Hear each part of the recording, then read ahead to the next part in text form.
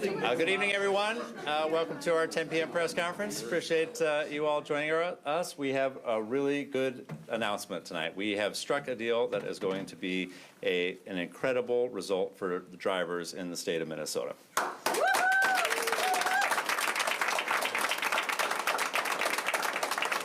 We have reached an agreement with Uber and Lyft that we will set a statewide rate that will be $1.28 per mile and 31 cents per minute. That is sent over the legislative agreement that we reached earlier.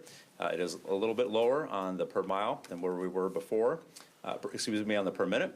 But when you take it as a blended rate, that results in a 20% increase in pay for drivers in the state of Minnesota.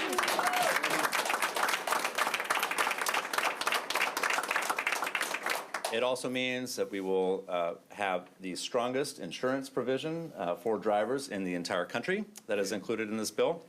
And so we are incredibly excited about the announcement that we have today, and I will turn it over to Senator Erin Murphy.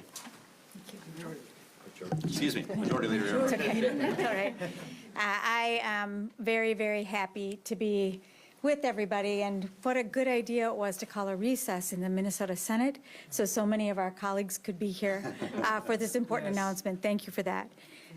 This has been the work of so many people for 2 years, and I am a proud participant, but the people who made this happen are our authors, working with the drivers, and so many of our colleagues who kept centered in this effort the needs of working people and the needs of Minnesotans to have access to rideshare. It was a hard-fought compromise, and I am incredibly proud of my colleagues, of the city councilors in Minneapolis who have participated with us to make sure that we could reach a deal with the drivers, reach a deal with the companies, and most importantly, with the legislature and with the governor. And with that, I'm happy to introduce Governor Tim Walz.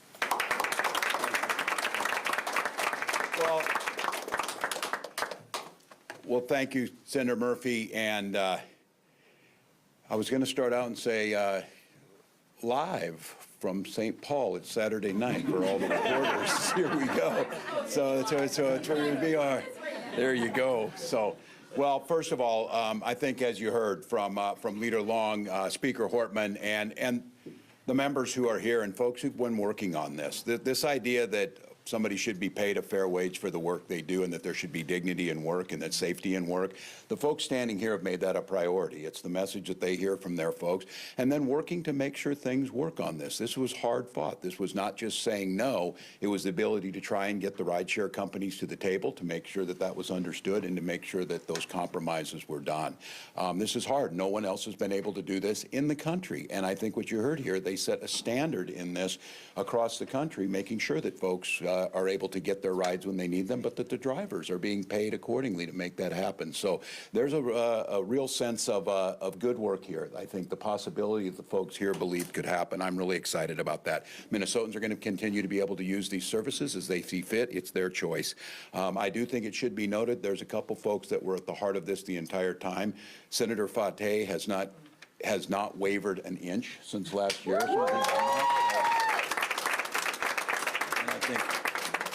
And that is not easy to do. Representative Hassan has done the exact same thing. And again, a simple hearing from their constituents, just fairness to make this work. And our economy can work. It can work for workers. It can work for the companies. It can work for the consumers. And these folks prove that happen. I also am going to say that I am incredibly proud of the work that the Commissioner of Department of Labor Industry, Commissioner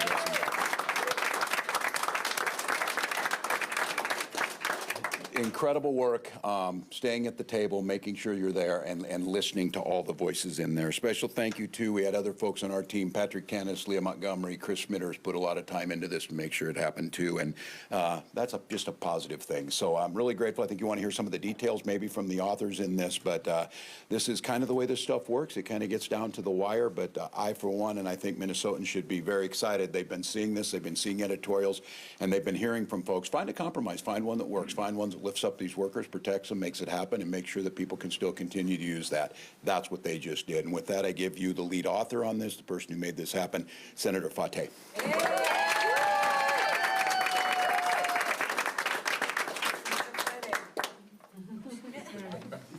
This damn bill. Oh, man.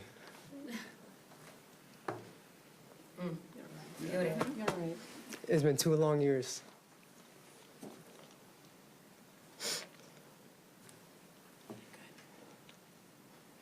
Got this, brother. We love you. You got it, you got it. You got this.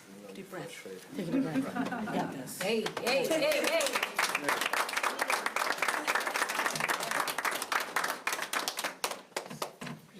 You're good. You good? Yeah, You good? Come on. It's been hard for him. I mean, it's hard stuff.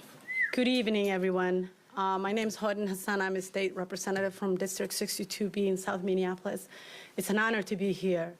And as you can see from my brother here, it's also an emotional night. We've been at this for 2 years, and this has been about fair wages, fair treatment, and protecting workers. Minnesota has a long history of protecting workers. Minnesota is a labor state. And this conversation has always surrounded around, we need to pay our drivers a fair pay, and we need to give them the same protections. Nobody gets behind those wheels and say that, I'm not gonna go home tonight to my family. They drive that car to earn money for their families. And it's not a gig worker. People keep saying gig workers. This is not just a part-time work. For 50% of these workers, it's a full-time work that they are earning for their families. These are immigrants, new Americans. These are low-income people. These are black and brown people, majority of them, who want to achieve the American dream. And that is what this work has been. I want to thank the governor and his team. I also want to thank Commissioner Blissenberg, who has been absolutely amazing in this work. I want to thank the leaders of both the House and the Senate for all their work. Paul Cumming and Alexis, we couldn't have done this without you. I want to thank my brother here, who has been amazing. If you want somebody who will not yield and will get something done for you, you gotta ask for this guy. Thank you. No, but everyone has been thanked, but I want to make sure I thank specifically Majority Leader Aaron Murphy's assistant, Alexis Kesey, who literally dropped everything. She made this her life. And also Paul Cummings, Majority Leader Jamie Long's assistant as well. They tagged teamed this. They dropped everything day and night. So I want to say thank you all. I want to also thank Majority Leaders Aaron Murphy and Jamie Long. I want to thank Commissioner Blissenbach, who was working on this for a very, very long time, heading the task force, bringing the data, meeting with us a lot of times. So I know it took a lot of effort, so thank you so much. And I want to say thank you so much to our authors and Senator Zainab Mohammed, Samal Khan Hussein, the other author, Muhammad Noor, the Posse Caucus and the Queer Caucus. You all were amazing. I want to say thank you so much for being unwavering and standing. And also, this was a bipartisan bill. Senator Jim Abler was on the bill. And thank you so much, Governor Walz. Let's sign this shit. Thank you. Let's sign this bill. Thank you. Take questions. Time for a few questions. Yes. Senator Fati, did you withhold your votes on other budget bills in order to get this deal? So we've been negotiating for the past several months this legislation. And sometimes legislation like this takes a long time to negotiate. So we spent the day. I was in the office. I was in the Majority Leader's office. We were working things out. The administration sent over their staff, the TNCs, and we came to an agreement. So we spent the day. We got it right. And I want to thank the governor for making this possible, bringing the people together. So thank you. But was there an ultimatum? Was it this or nothing else? No, we were working together. It's legislating. We're negotiating all day. You want to explain your decision to not be present on the floor this morning? Yeah, I was in my office this morning working with members, trying to get the bill done. Obviously, at the time I got in the office, I was told the bill wasn't in the shape it was supposed to be. So I got to do my job. I got to get to work. And that's what I did. Does this bill preempt the city of Minneapolis? So the bill includes some preemption. It does not preempt the existing ordinances that the city has in place. So the city ordinance right now licenses TNC companies. They make sure that the drivers are safe, so they provide background checks and the like. So it doesn't preempt those existing ordinances, but it does preempt for the scope of the bill. So it would preempt the ability to have other minimum compensation and some of the data provisions. So the July 1st pay rates that Minneapolis delayed, this preempts those? It would. And what changed your thinking on that when you were pretty adamant that you didn't want to do preemption? So I don't think any of us who are up here for this are for preemption, but we are for the best deal we can possibly get for drivers. And this was the best deal we could possibly get for drivers. We fought incredibly hard, negotiated as hard as we could with Uber and Lyft, and this was their condition throughout. They made that clear in their public testimony and all of the committee stops. They've made that clear the entire time we've been negotiating with them, and we would not be able to get a deal like this without taking this step. And this is incredibly important for these drivers. They were celebrating in the halls. It's the strongest TNC bill in the country. Yes. This is also the strongest TNC bill in the country. The protections, the insurance, the deactivation, and the pay. This is a great bill. Senator Murphy, this morning when you recessed, you suggested that it was going to be just momentary or brief. Obviously, it went on 11 hours. So what changed that it had to be negotiated all day? So if you have been involved in a negotiation, and particularly a legislative negotiation, it takes time. There are multiple parties that have been involved in this effort, and things generally, when you're about ready to reach the conclusion, there's a lot of intensity, and we made sure for the important purpose of this legislation that we were giving the time that we needed to get this done. So Senator Fate has been working all day, but so have a number of our members who are here, including Senator Umar Verbatim, Senator Mohammed, and Representative Abaje, Mahmoud Noor, who's an author of the legislation. There were a number of people who have been involved in this for the course of the day to make sure that we could get this done because it's a priority for the people of Minnesota. It was time well spent. Do you have the time to get other things done? Oh, yes. We're going back to work. We're going to go right back to work after this. Yes, we will.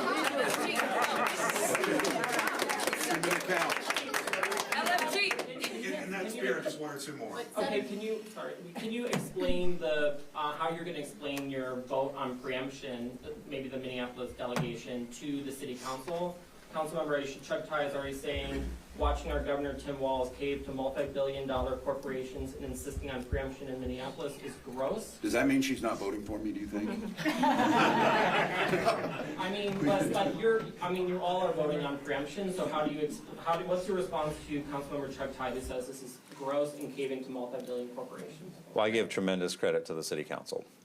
We didn't get a bill passed last year.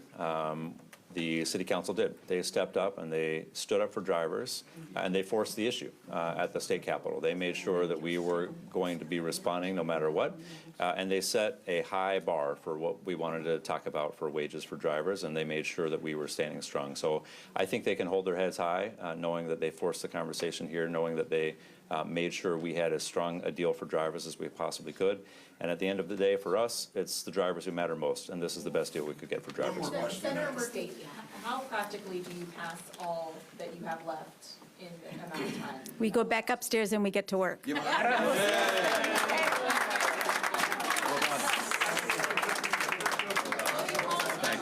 If you don't pass everything. Maybe the drivers won't be totally angry. No, there's up there celebrating. Make it possible. No, they're up there celebrating. Thank you. Let's get some more done. Thank you, man. I haven't seen you in a while. I called you the other day. You did? Yeah. It was on my old phone or my new one? You have my new number? The old one, I think, 502. You lost a lot of weight, too. I know. I'm running like a man. You're lovely. I'm running. Yeah, let me know. You don't have it. Okay. 5 minutes. Let's go get it done. Good bonding. Yeah. You're right.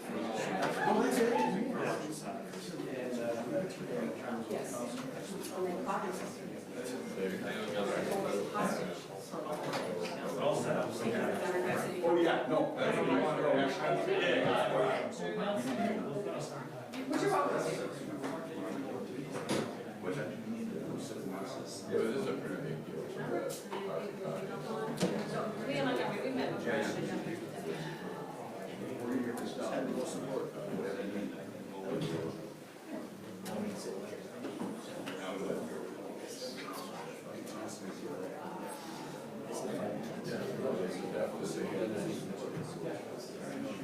are well aware of that.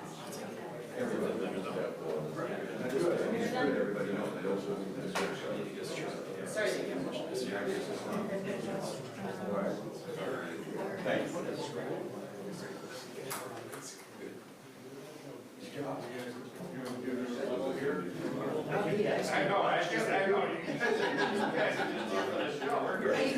We're just like, what's going on? Let's be honest, we still don't know what's going on. We're still running. We're just we haven't had a while. My wife is, took a picture of the TV. My wife. Okay. She'll take a picture of the TV, and I was in the back. You two in there. There you go. You still don't have one.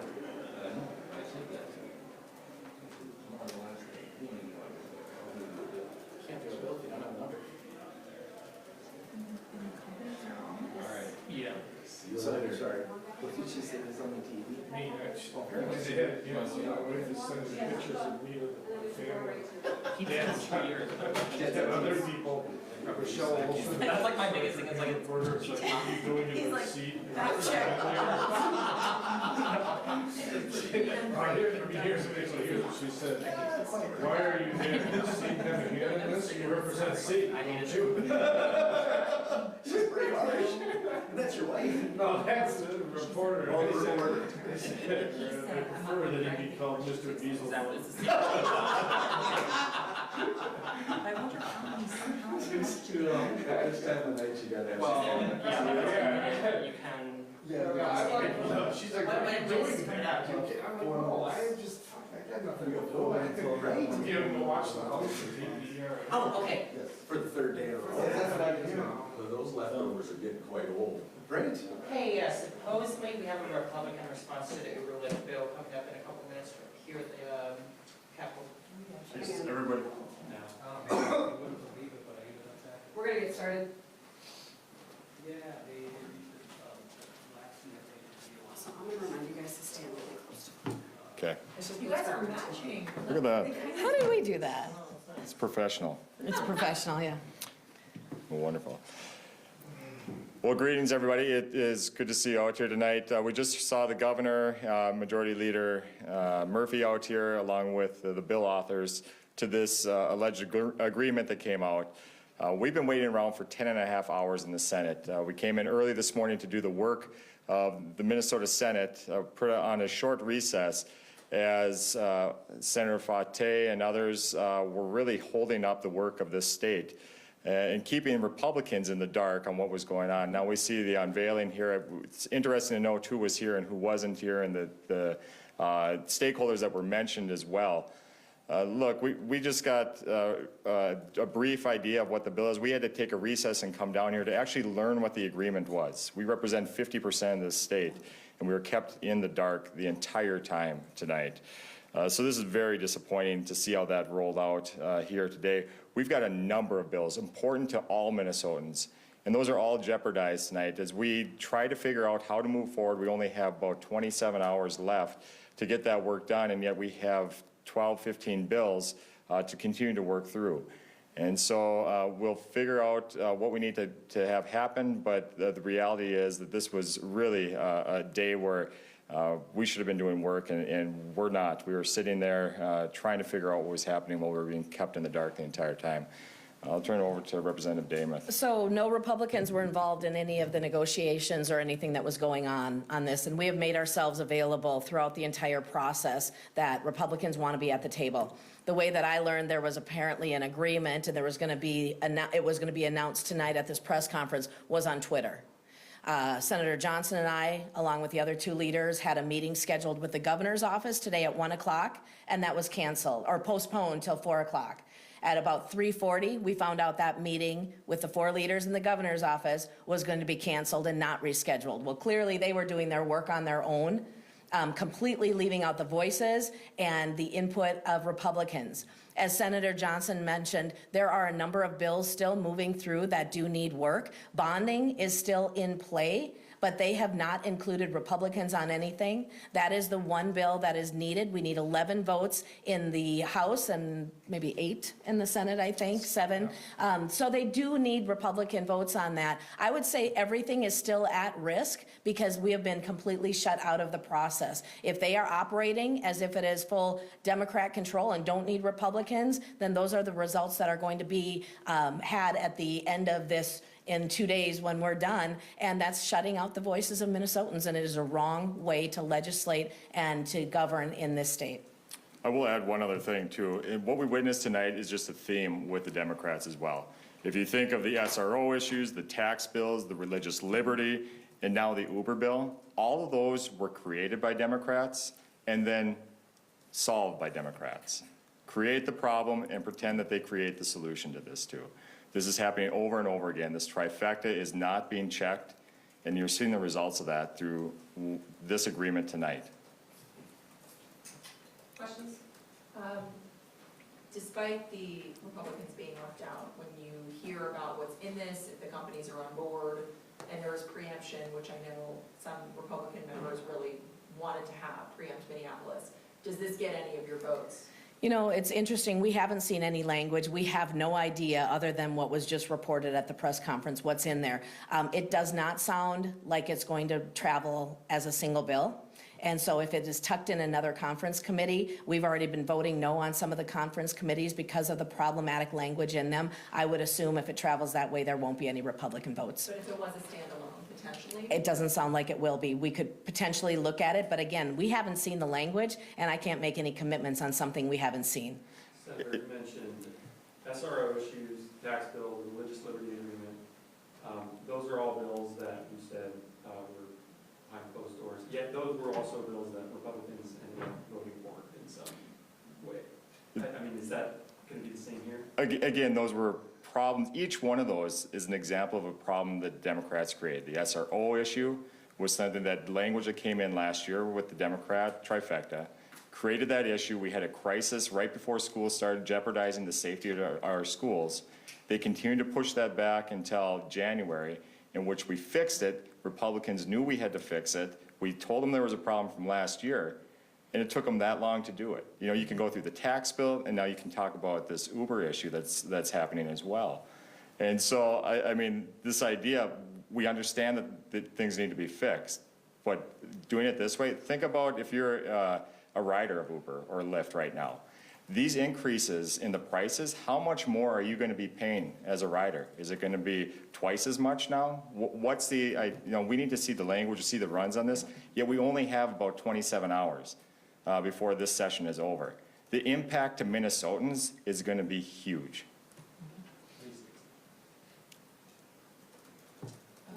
I have a question, but it has been. We got time. We're in recess. Speaking of time, I mean, they were very brief in their response to that question, but I mean, is there time, especially in the Senate, starting with the House out, but I mean, that's where a lot of these bills still need to pass. That's a great question, because you saw a record number of late bills come in. We haven't seen this in the Senate before. They all get jammed to the very end. And then now Republicans are going to be blamed for slowing up the session when we are just trying to understand what's in this bill. We haven't seen these bills before, and now you're going to say that it's our fault for doing this? This is the kind of legislating that Minnesotans should be up in arms about. This is a ridiculous way to have this session end. And quite frankly, it could have been so much smoother with a little bipartisan work, but they were unwilling to do that throughout this entire session, and now you see the result of that. Do the Senate Republicans intend to spend a lot of time on debating the remaining items, of which there are many? So I think what you're referring to, are we going to filibuster? Absolutely not. What we are going to do is ask questions about the bills so that we understand what's actually being passed in the Minnesota Senate. That's what legislators are supposed to be doing on the floor, figuring out what the bills are and whether they should vote for them or against them. And we haven't had an opportunity to do that before, so we're going to be very thorough and try to understand the bills going forward. And as a reminder, the Democrats have had 2 full years to get this work done. Absolutely. If this was such a priority, waiting till the very last day, that easily could have been done and worked on last year after the governor finally vetoed the bill that had been passed, or it could have been worked on right away. Maybe there was some work being done, but it didn't have to wait till the very last minute. All right, he's got to go back to the floor. And we're back into. All Thank right. you.